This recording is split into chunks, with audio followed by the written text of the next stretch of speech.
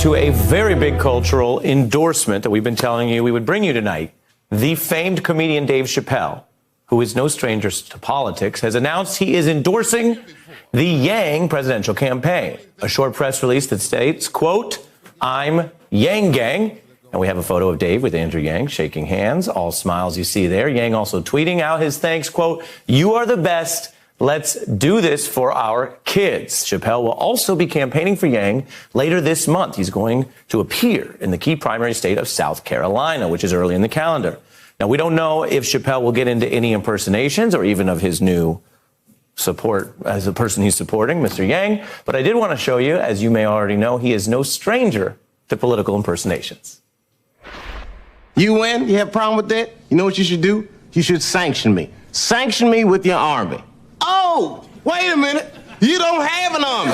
We're going to go to Oregon. We're going to go to Pittsburgh in Pennsylvania. We're going to Cancun for spring break. We're going to go to Montreal. We're going to Vancouver. I'm going all over the world. And then I'm coming all the way to Washington, D.C. to take back the White House.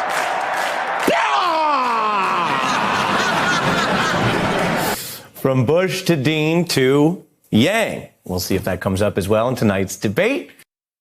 The work that Andrew is doing, putting humanity first. So now please join me in welcoming the next President of the United States, my husband, Andrew Yang.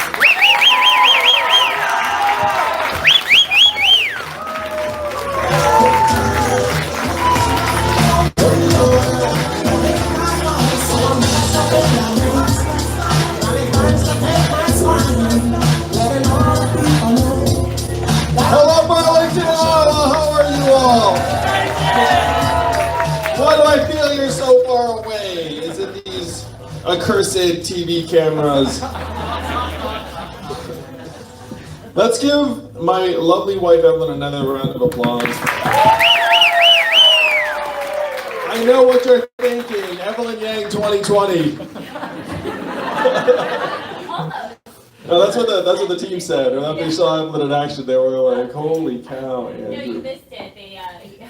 At first they announced me as Andrew Yang. Oh, really? Yes. Well, you could certainly not mistake us for each other.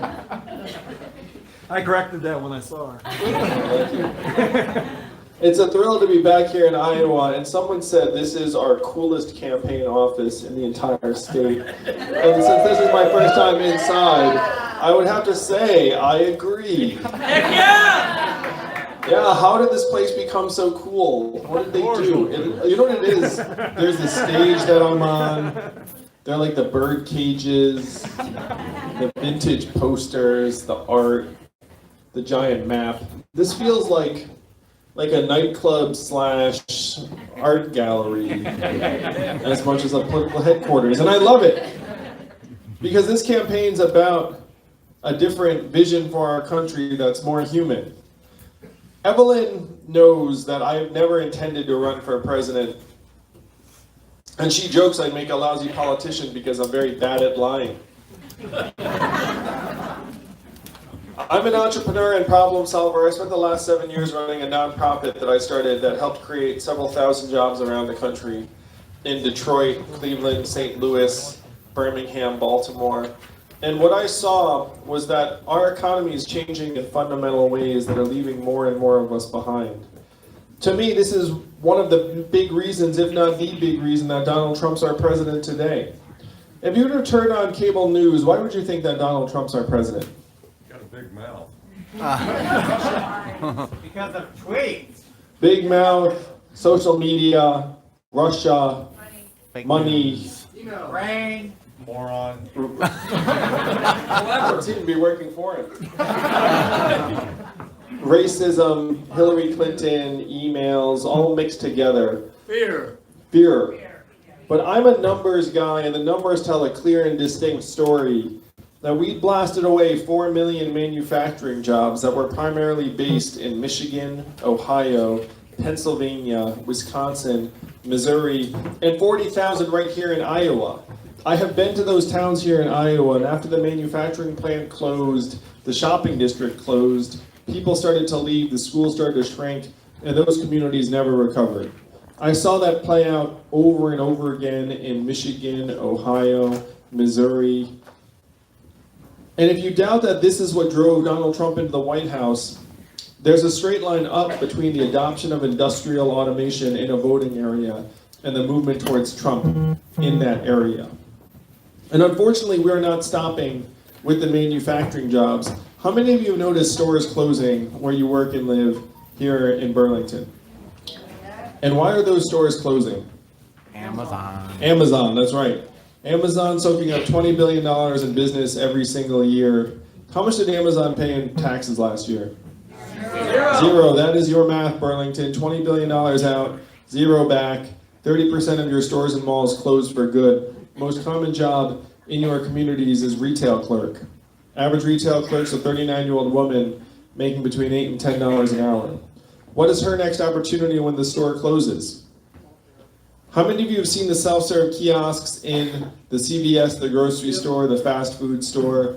Every McDonald's in the country will have one by next year. And they're now shifting to the back of the house with robot burger flippers and fry cookers.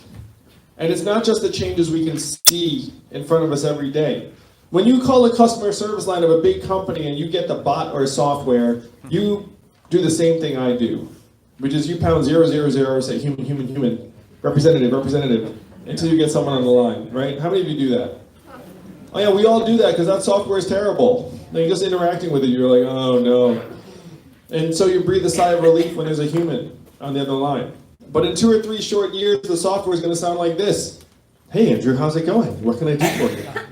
It'll be fast, seamless, delightful. You might not even know it's software. What is that going to mean for the 2.5 million Americans who work in call centers right now making $14 an hour? Become coders. Yeah, maybe they'll learn to code. I love Joe, but he's dead wrong on that one. I mean, really. How many of you all know a truck driver here in Iowa? Well, trucking is the most common job in 29 states, 3.5 million truckers, and my friends in California are working on trucks that can drive themselves.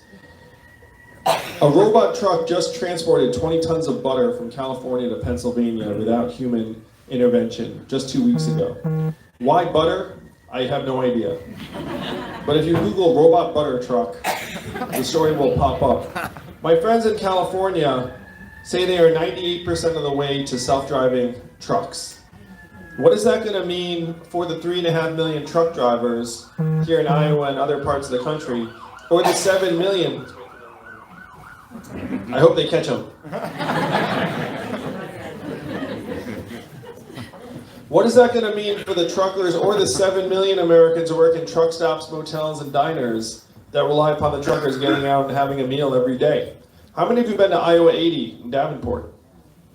Now, they say 5,000 people stop there every day. What will that number look like when the freight is driven by robots that don't need to stop and get a meal?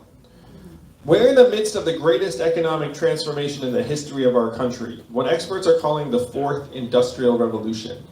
When's the last time you heard a politician say the words fourth industrial revolution? Never. Just now, 3 seconds ago. And I'm barely a politician, Iowa. That's right. I was unpacking all of these facts and figures and trends in 2017 after Donald Trump won. Because to me, his victory was a giant red flag. Now, you all and I have, and Evelyn has, family members, friends, and neighbors who celebrated Donald Trump's victory. After all, Donald Trump won Iowa by 8 points. So, of course, you have many friends who are happy about his winning. But to me, his victory was a giant red flag for our country, where tens of millions of our fellow Americans decided to take a bet on the narcissist reality TV star as our president. And so that, to me, required some real soul-searching and examination of how he got into the White House. And I saw these facts and figures with the fact that more and more of us are being left behind. And I took my facts and figures to our leaders in Washington, D.C. And I said to them, hey, we're going through the greatest economic transformation in our country's history. Immigrants are being scapegoated, though they have very little to do with the actual problems. What are we going to do to help our people and our communities through this time? And what do you think the folks in D.C. said to me when I said, what are we going to do? Nada. You're laughing. An evil laugh. What? The three big answers I got were these. Number one, we cannot talk about this, Andrew. Number two, we should study this further. Number three, we must educate and retrain all Americans for the jobs of the future. And I said, that sounds great, but I took a look at the studies. Do you all want to guess how effective government-funded retraining programs were for the manufacturing workers who lost their jobs? Wah, wah, wah. Yeah, someone here is a gang. Student. Yes. 0 to 15%. They're a total failure. The truth is that half of the manufacturing workers that lost their jobs never worked again. And of that group, half filed for disability. You then saw surges in suicides and drug overdoses in those communities to the point where our life expectancy has now declined for the last 3 years in a row. You know the last time America's life expectancy declined for 3 years in a row? Never. Spanish flu. The Spanish flu of 1918, a global pandemic that killed millions. You have to go back 100 years. In a developed country, it's highly unusual for our life expectancy ever to decline. It ordinarily just keeps going up because you're getting richer, stronger, healthier. That's the norm. But here in the United States, it's gone down and then down and then down again. This is how Donald Trump is our president, is that more and more of us are getting pushed aside. I love campaigning here in Iowa because you all have the future of the country in your hands. You're among some of the most powerful people in our nation today. I know it does not feel like it because you're just living your lives, doing your thing. It's a weekend, so there's a presidential candidate in town. But as one sign, go ahead and show with a sign of fingers how many presidential candidates you've seen this cycle. So this would be 5, 6, 10. More than 10, you can flash your fingers like this. So I saw 15 there. He's at least 10. If you have a 1, I appreciate it because I'm just like, oh, I just feel like I'm the only person that brought you out. Now, the reason why all of us come to you is because you have this outsized power on the direction our country takes. I have done the math. Do you know how many Californians each of you is worth? 1,000 Californians apiece. So look around this room tonight. How many of us are there? What's the fire code in my new office? 150? 150? Yeah. I'm going to give a Trumpian estimate. There are 750 people. Are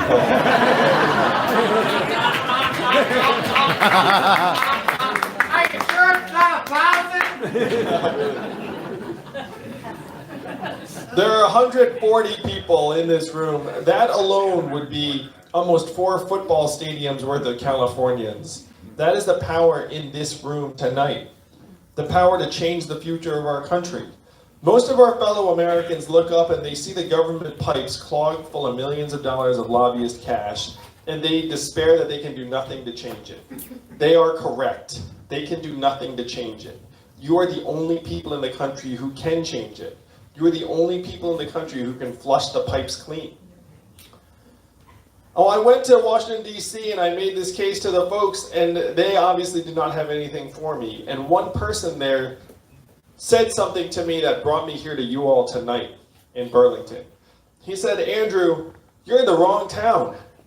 No one here is going to do anything about this because Washington, D.C. is fundamentally a town of followers, not leaders.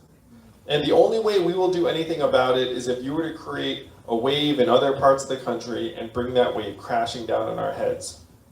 And I said, challenge accepted. I'll be back in 2 years with the wave.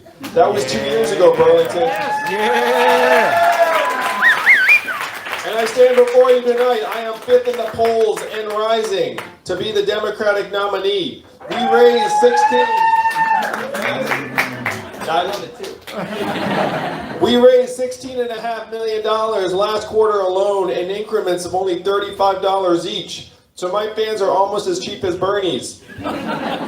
0 corporate PAC money, all grassroots funding, all people-powered donations, $5, $10, $15. That is how we are going to take hold of DC and rewrite the rules to work for us, to work for you, to work for our families. Now, what does rewriting the rules mean? If you're here tonight, at some point you heard that someone is running for president who wants to give every American $1,000 a month. Remember that? How many of you heard that? And the first time you heard it, I know, it sounded like a gimmick, it was too good to be true, it was not going to happen. But this is not my idea and it's not a new idea. Thomas Paine was for it at the founding of the country, called it the citizen's dividend for all Americans. Martin Luther King fought for this in the 1960s, and it is what he was fighting for when he was killed in 1968. I sat with his son in Atlanta, and he said that this is what his dad was fighting for. This was the vision his dad was fighting for when he was killed. 1,000 economists, including Milton Friedman, endorsed this in the 60s and 70s, and it was so mainstream it passed the U.S. House of Representatives twice in 1971 under Richard Nixon. Family assistance plan would guarantee a certain income level for all Americans. And then 11 years later, one state passed a dividend where now everyone in that state gets between $1,000 and $2,000 a year, no questions asked. And what state is that? Alaska. And how do they pay for it? Oil. And what is the oil of the 21st century? Data, technology, AI, software, self-driving cars and trucks. A new study just came out that said that our data is now worth more than oil. How many of you saw that study? How many of you got your data check in the mail last month? So many. Oh, we joke, we laugh, but if our data is now worth tens of billions of dollars, who's getting the checks? It's Facebook, Amazon, Google, and the mega tech companies that are paying zero or near zero in taxes. Do you see the game, Iowa? We're getting sucked dry, and it's up to you all to change it. Jeff Bezos is worth $115 billion post-divorce. This is a statement of fact. There's no judgment there. Do we think it's acceptable that his $1 trillion tech company pays less in taxes than everyone here in this room? No.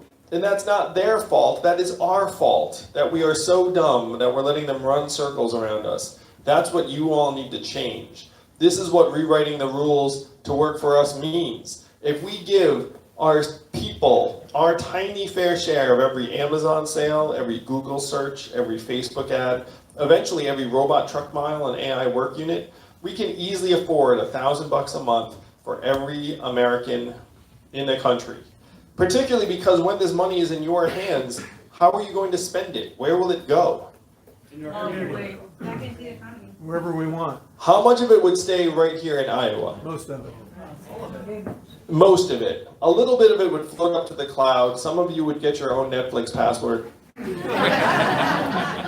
But most of it would go right into your communities, to car repairs you've been putting off, and daycare expenses, and Little League signups, and local nonprofits, and religious organizations. This is the trickle-up economy from our people, our families, and our communities up. And this is the vision that you can take to the rest of the country and make real in 30 short days. Right now, we're getting all these pieces of news about how great things are in our economy. We're seeing, and you're shaking your head, sir. You're like, oh no.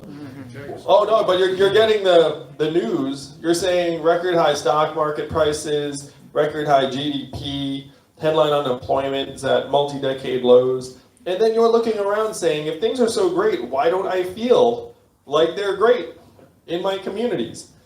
And as usual, you are right. Americans are very smart. Record high corporate profits in this country right now, you know what also are at record highs? Mental health, mental illness, stress, anxiety, financial insecurity, student loan indebtedness, suicides, drug overdoses, all at record highs in the United States of America. Again, corporate profits are heading up and our people are dying sooner. Which is more important? What we have to do is we have to redefine economic progress to include how we are doing. And for me, this is personal because Evelyn has been at home with our boys for the last number of years. Our older son, Christopher, is autistic. How much is her work valued at in our economic measurements every day? Zero. And it's not just her and stay-at-home parents around the country. It's caregivers, nurturers, coaches, mentors, volunteers, artists, journalists, increasingly. Over 2,000 local papers have gone out of business, turning much of the country into local news deserts. These are the things that we're supposed to value most dearly, but the market is zeroing them out, one by one. And Evelyn and I talked about this months ago. She said, how is it that something that was so mainstream in the 60s and 70s seems so dramatic and far out today? And what I said to her, and I'll say to you right now, is that over the last 50 years, we have become collectively conditioned, even brainwashed, to think that in value are the same things. And they are not. The case that you all have to make to the rest of the country is that we all have intrinsic value as human beings, as citizens, and as Americans.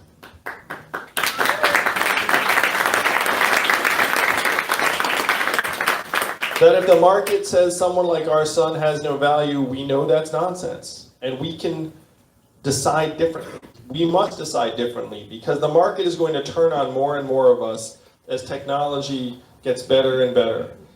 I have friends who are some of the most senior technologists in the country, and they say to me, I have been to the labs, I have seen what AI can do, and when it comes out of the labs and starts hitting our businesses, it's going to be much, much more disruptive than anyone knows.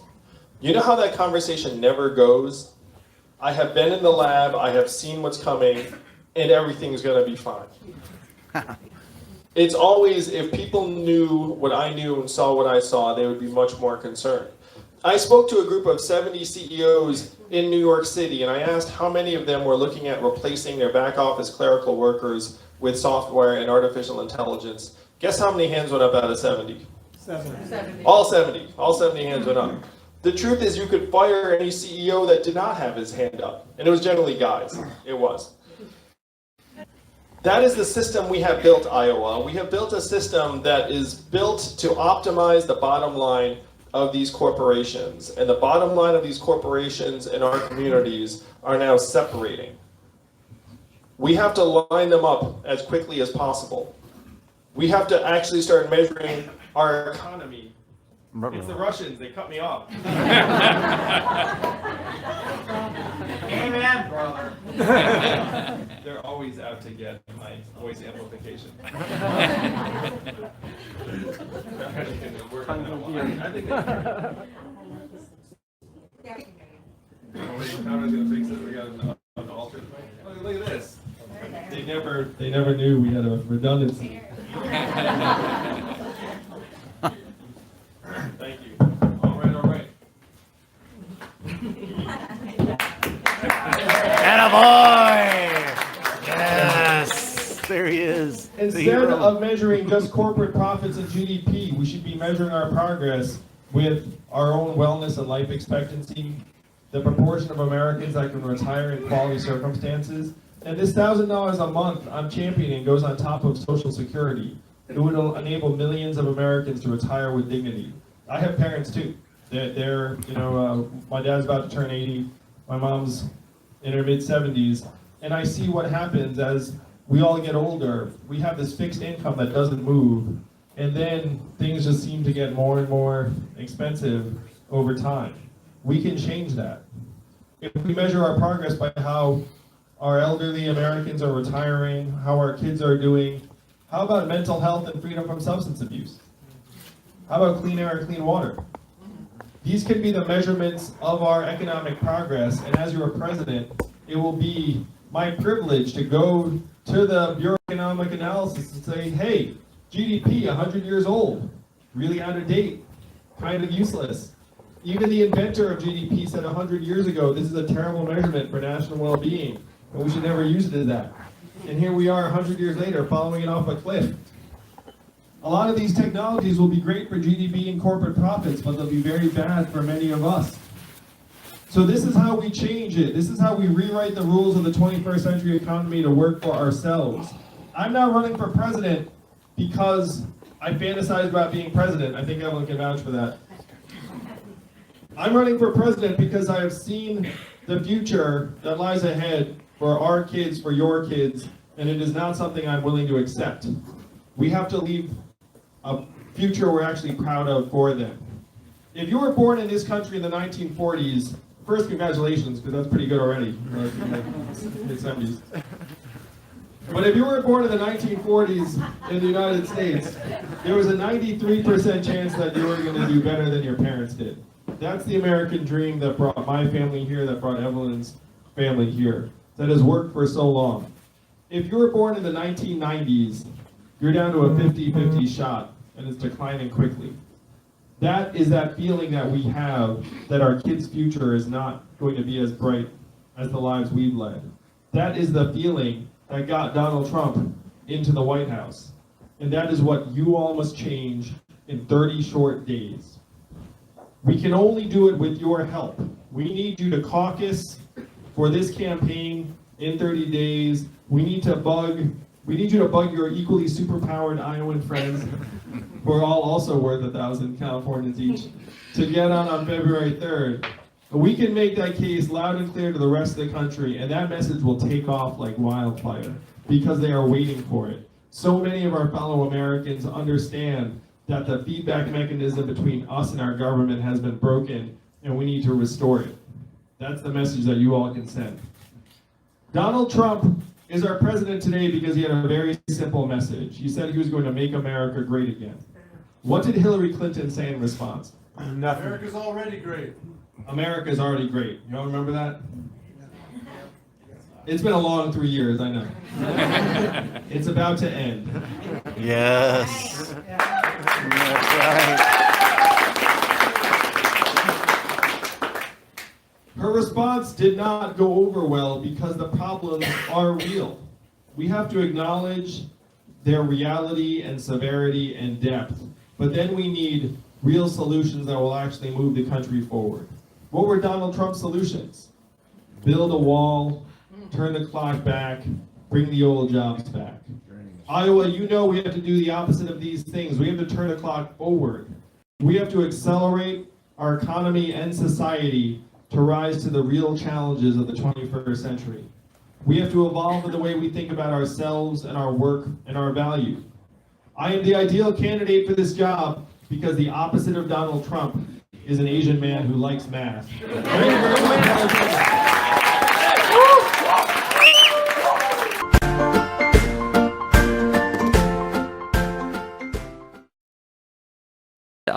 Please like and subscribe and share and comment below.